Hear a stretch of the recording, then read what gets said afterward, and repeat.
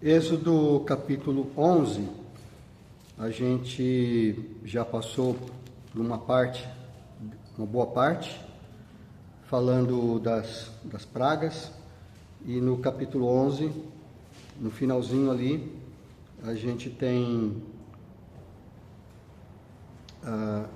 ele menciona, né, a última praga, que seria a morte dos primogênitos, né? E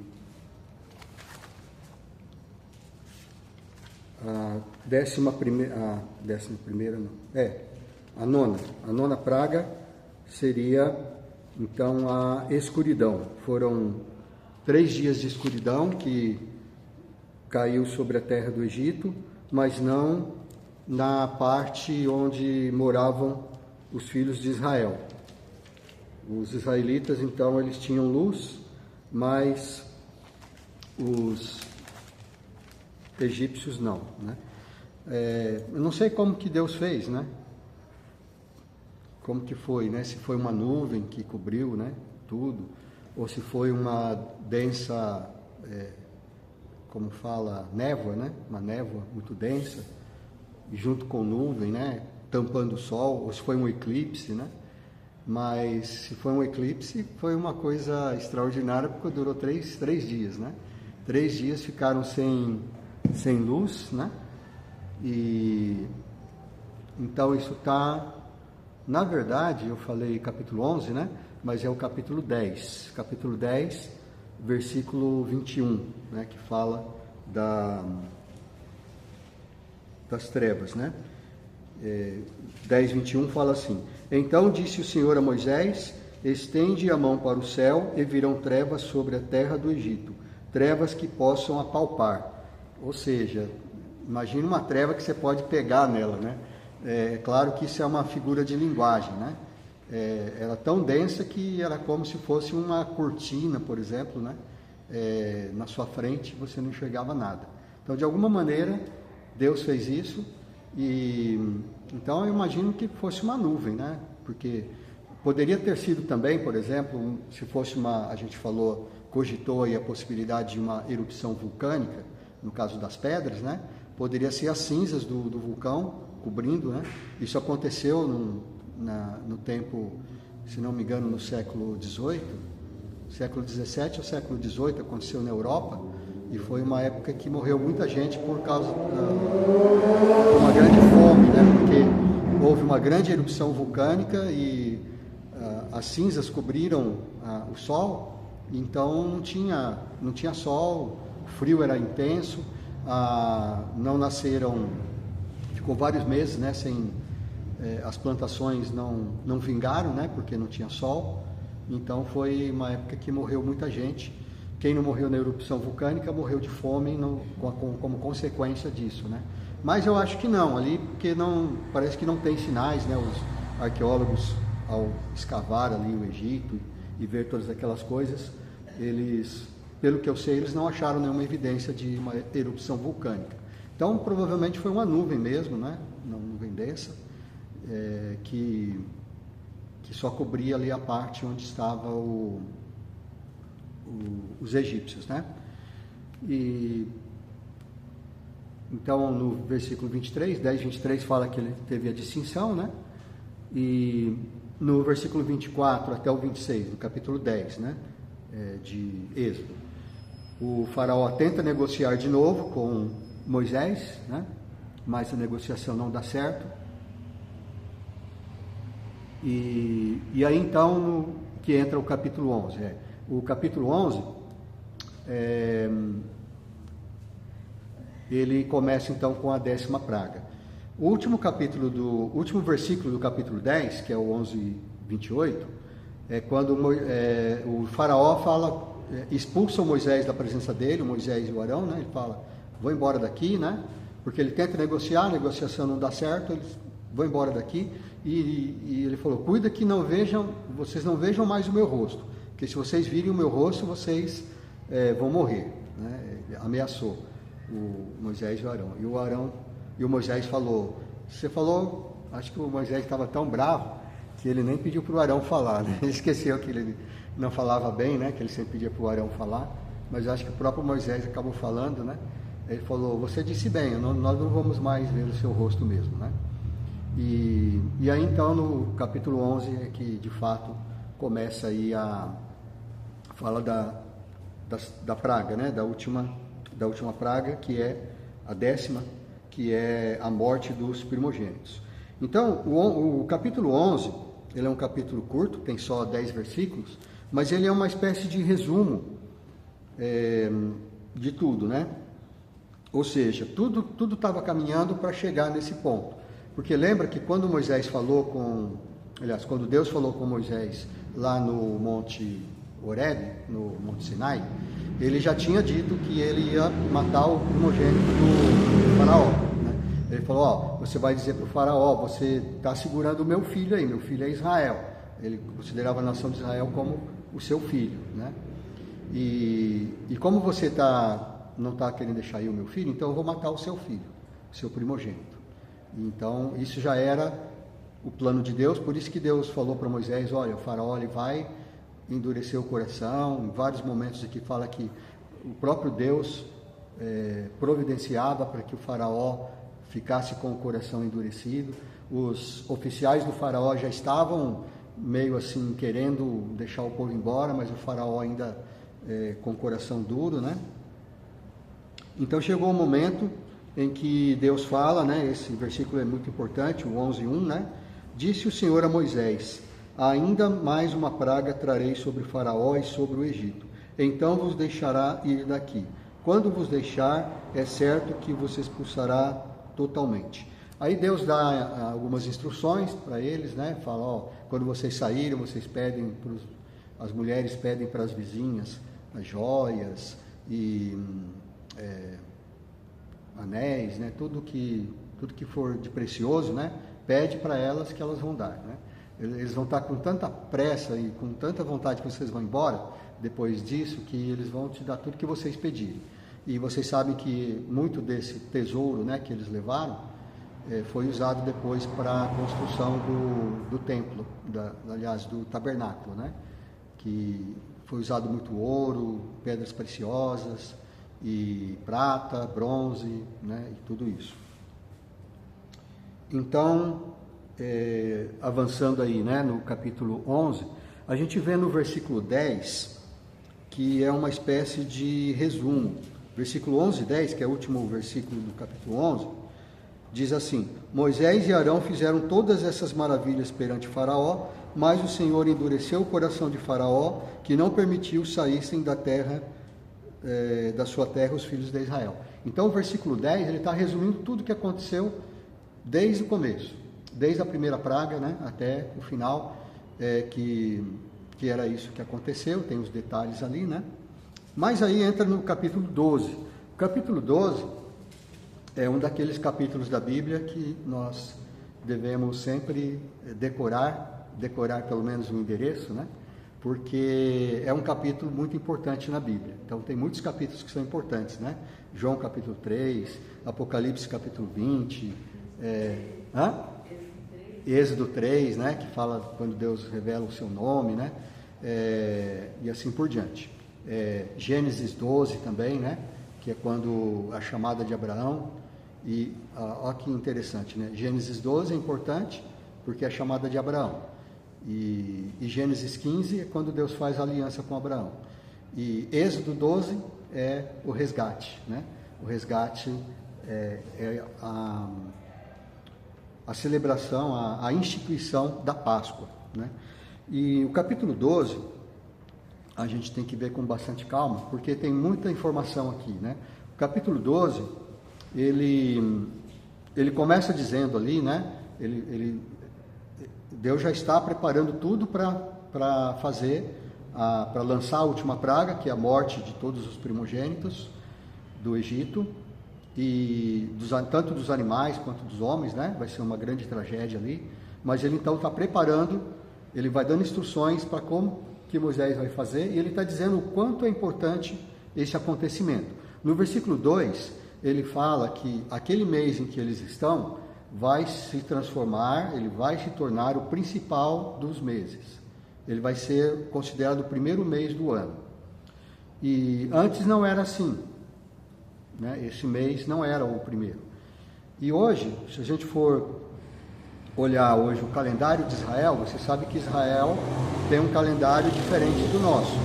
Para eles estão no ano 5.000 e alguma coisa, né? Porque eles não acreditam que Jesus é o Messias. Por que nós contamos o ano a partir do nascimento de Jesus? É porque nós acreditamos que Jesus é o Cristo, que Jesus é o Messias, aquele que Deus enviou para salvar a humanidade. Os judeus, eles reconhecem a existência de Jesus, que ele era judeu, que ele era um homem, um grande profeta, mas eles não reconhecem que ele seja o Messias. Então, para eles, o Messias ainda vem. Então, por isso que eles não contam os anos como nós contamos. Porque, antigamente, como que eles contavam os anos? Se você ler a Bíblia, você vai ver, né? Eles falam assim, no 10º ano do reino tal, do rei tal, no 5º ano do rei tal. Então, eles sempre contavam a partir de um rei, não é? Mas quando Jesus, para nós, os cristãos, se tornou rei, então, Jesus, ele vive para sempre. Então, você não precisa reiniciar a contagem, porque não tem mais nenhum rei depois de Jesus. Jesus é o rei eterno. Então, nós começamos a contar os anos a partir de Jesus, né? Do nascimento de Jesus. E, inclusive, até pouco tempo atrás, quando você lia umas escrituras, se você lê uma escritura antiga de uma casa, normalmente, como aqui nós somos um país católico, vai estar escrito assim nas escrituras. Vamos dar um exemplo aqui. No ano 1997, de nosso Senhor Jesus Cristo, o fulano de tal esteve aqui com o ciclano de tal, e eles negociaram um terreno, uma casa, alguma coisa. Se você ler uma escritura, se você tiver curiosidade, dá uma olhada na escritura da sua casa, se você tem, né? E dá uma olhada e vê como é que está escrito lá. Mas agora, sim, o mundo está cada vez mais secularizado, então eles estão abandonando um pouco isso, né? Mas até pouco tempo atrás, ainda era esse o costume, pelo menos aqui no Brasil, né? Então, os israelitas, né, como eles não creem que Jesus é o Cristo, então eles continuam contando os anos como se fossem, eles contam na verdade como se fosse desde Adão. Então por isso que tem 5.000 e poucos anos, que para eles a idade da Terra seria mais ou menos, a idade da humanidade, né, seria mais ou menos essa, pelo menos para os religiosos, né? E os meses deles, eu vou ler aqui só por curiosidade, eles têm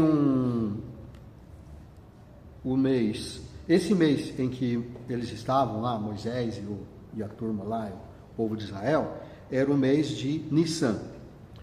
E Moisés falou assim, esse vai ser o primeiro mês. Em outro lugar, ele cita um outro nome, ele fala mês de Abib. Por que ele fala Abib? Eu acho que é no versículo 2 mesmo, né? O mês de Abib, Abib é uma palavra em hebraico que fala do nascimento da cevada, ou de qualquer planta, né? Porque naquele mês, porque eles eram um povo agrícola, né? Eles plantavam, colhiam, cuidavam das ovelhas, né, e tudo. E então eles sempre observavam, né, as plantações. E eles sabiam exatamente quando estava brotando lá a cevada, no mês que começava a brotar a cevada, então era o mês de Abib, né? Abib é mais ou menos uma palavra que fala desse brotar da cevada, certo? Mas o nome mesmo do mês era Nissan, mas ele também era chamado mês de Abib porque era o mês em que brotavam a cevada, né? E depois eles sabiam então quando que ela ia secar para eles poderem colher, né? Porque é igual o trigo, né? Eles esperam ficar amarelo, né, seco, para depois colher. O milho também é assim, né? Eles esperam o milho secar, ficar todo amarelo para depois colher. Então era mais ou menos isso. E aí Deus falou para eles, olha, esse mês vai ser o primeiro mês. Então, Nissan, Iar, Sivan, Tamuz, Ave, Elu, Tishrei, Shesvan, Kislev, Tevet, Shevat. Acho que eu falei tudo errado, né? Mas é mais ou menos isso. Então esses são os meses, né? E o mês de... Tem um mês famoso que vocês devem lembrar, é o mês de Adar. O mês de Adar corresponderia para nós mais ou menos entre fevereiro e março. Seria o último mês no calendário religioso, né? Porque como o primeiro passou a ser o Nissan, o Adar era o último mês. E os judeus, eles têm um calendário, o nosso calendário é chamado calendário solar, né? Ele conta o ciclo do Sol. O calendário dos judeus é um calendário lunar e solar ao mesmo tempo, né? Então, o que significa? Os meses, eles têm 12 meses, né? Só que os meses, para nós, por exemplo, às vezes é 30, às vezes é 31, né? E só o fevereiro que é diferente, né? Que é 28, no ano bissexto é 29. Para eles vão intercalando. Um mês tem 29 dias, outro mês tem 30 dias, outro tem 29, outro tem 30. É mais ou menos o ciclo da Lua, né? Tem a Lua Nova, a Bíblia sempre fala da Lua Nova, né? Então o ciclo da Lua é mais ou menos um mês para eles, né? Quando entra a Lua Nova, começa o mês. Por isso que não é tão certinho quanto a gente, né?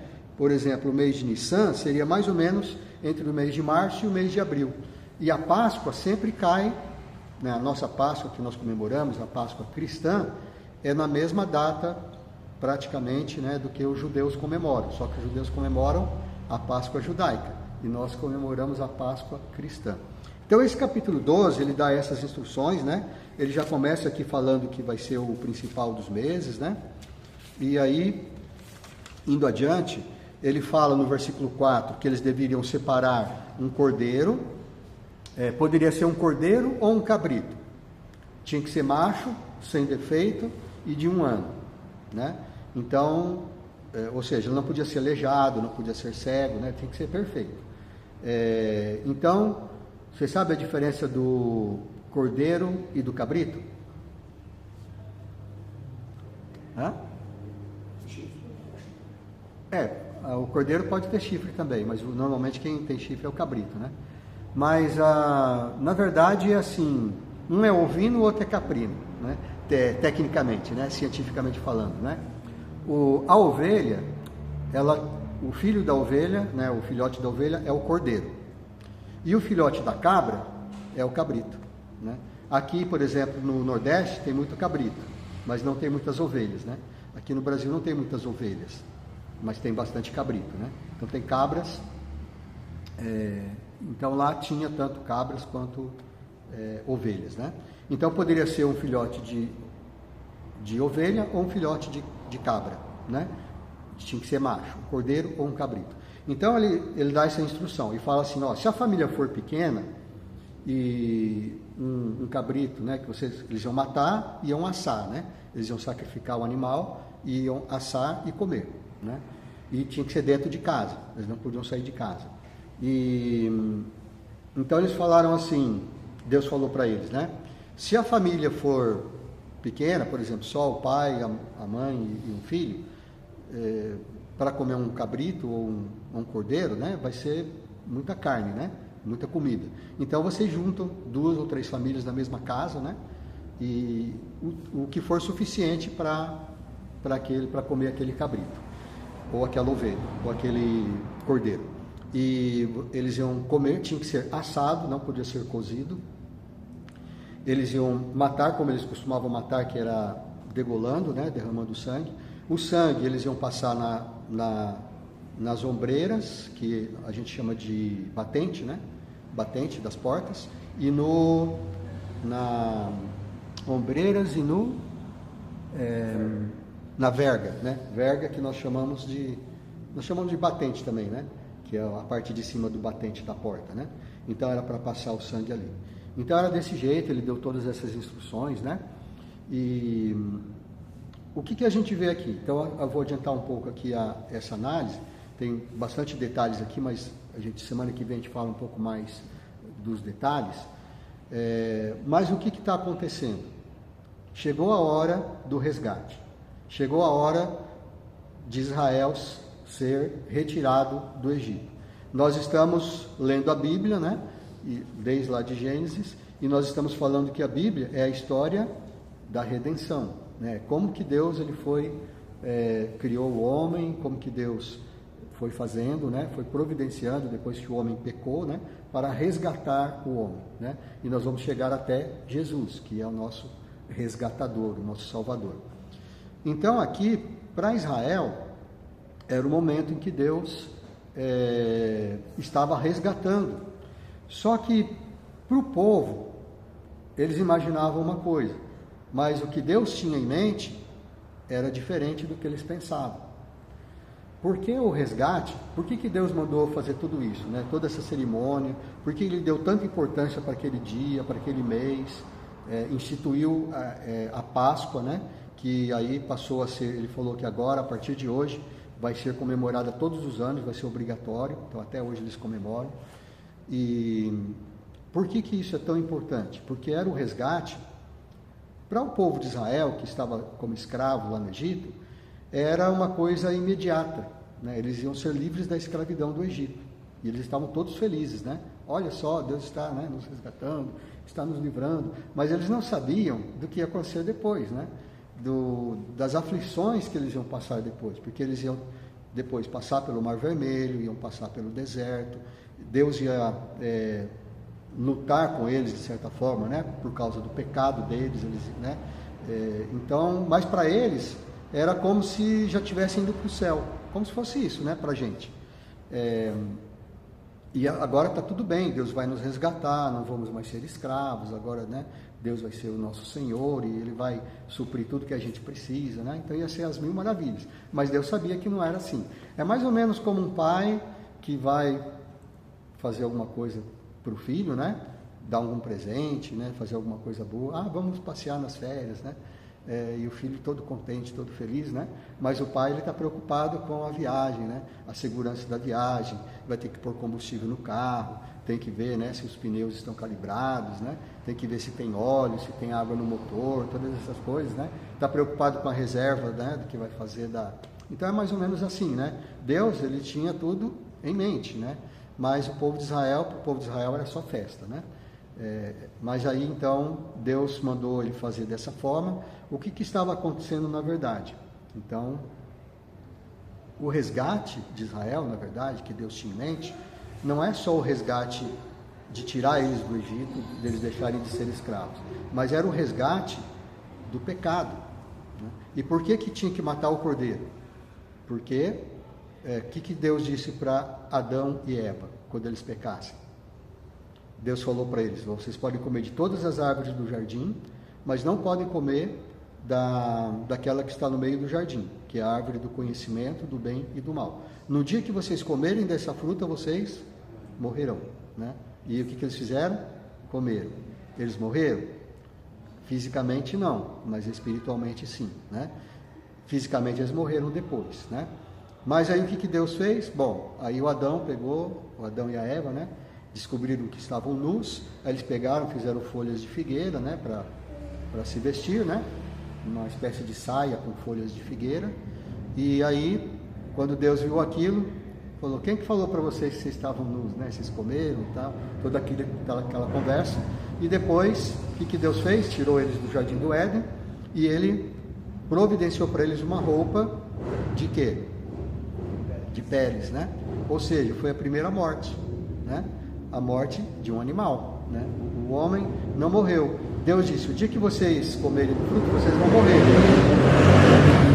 Eles não morreram, pelo menos instantaneamente, fisicamente, mas um animal morreu. Um animal morreu no lugar deles. Então aí já estava mostrando também essa questão. E aqui no capítulo 12 isso se repete, né? O cordeiro está morrendo. Deus ia resgatá-los, sim, mas eles eram pecadores. Tanto eles quanto os egípcios eram pecadores. Os egípcios não eram mais pecadores do que os israelitas. A diferença é que, através dos israelitas, Deus ia trazer a salvação. E Deus queria separar um povo para si. E Ele escolheu o povo de Israel. Então, a morte do cordeiro era necessária. E ainda mais importante do que isso, é que a morte do cordeiro, ela estava simbolizando a morte de quem? Do verdadeiro cordeiro, do Cordeiro de Deus. Quando João Batista vê Jesus, né, e batiza Jesus lá no Jordão, ele vê Jesus passando e ele fala: eis o Cordeiro de Deus que tira o pecado do mundo. E lá em Apocalipse a gente vê várias vezes, né, falando do Cordeiro, aquele que morreu pelos nossos pecados. Então é isso que está acontecendo aqui. Por isso que o capítulo 12 de Êxodo é tão importante, né? Tanto para os cristãos quanto para os judeus. Mas vamos parar por aqui hoje, né? E vamos ficar só com esse pensamento de que Deus, Ele tem tudo planejado. Nós é que não sabemos. Nós somos filhos, né? Nós às vezes achamos, o Senhor Jesus vai voltar, vai nos levar para o céu e, né, nós vamos viver eternamente com Ele, né? A gente acha que vai ser assim, porque é assim que a Bíblia está dizendo, né? Mas e se não for, né? E se nós também tivermos que passar por mais um deserto, além do que já temos passado, né? Nós não sabemos. O que nós temos que fazer é, como filhos de Deus, né, confiarmos nele e entendermos que não há... É como quando Jesus falou para os discípulos, né, aquela multidão que estava seguindo ele, que queria que ele desse pão para eles, né, depois da multiplicação dos pães, né? Jesus falou: vocês estão me seguindo porque eu dei pão para vocês querem que eu continue dando pão para vocês para sempre, vocês não precisam trabalhar. Ele falou: não é isso, não é, a ideia não é essa, né? E então nós temos que, naquele momento, né, eu estou falando agora de João capítulo 12, olha só, João capítulo 12 também, né, importante, aliás, capítulo 6, desculpa, está no capítulo 6 de João. João capítulo 6, que fala dessa história, né? Jesus, no final de tudo, o que aconteceu? Jesus falou: vocês têm que comer minha carne, beber o meu sangue. Aí o povo ficou horrorizado, né? Falou: o que ele está falando, né? Nós vamos ser canibais agora, e foram embora, né? E aí os discípulos falaram: nossa, mas seu discurso foi muito duro, né? Aí Jesus falou para eles assim: vocês também vão querer me abandonar? E aí o que Pedro respondeu? Para onde vamos? Para onde nós vamos? Só tu tens as palavras, né, da vida eterna. Então é isso que nós temos que fazer, né? Tá difícil? Tá. Às vezes parece que Deus está sendo muito duro com a gente, parece, né? Parece que Deus não está ouvindo nossas orações, parece. Mas para quem nós iremos? Somente Deus tem as palavras da vida eterna, né? Então que Deus nos abençoe, que nos ajude a ter fé e nós vamos ver, né, ao longo da história, lendo a Bíblia e também na história secular, né, muitas pessoas de fé, e é isso que o Hebreus fala, né, para você observar aqueles que tiveram fé e imitar a fé que eles tiveram. Não sei, acho que é Hebreus, não sei, mas acho que é o Paulo que fala, talvez, para a gente imitar a fé que eles tiveram. Amém? Que Deus possa nos ajudar a imitar esta fé.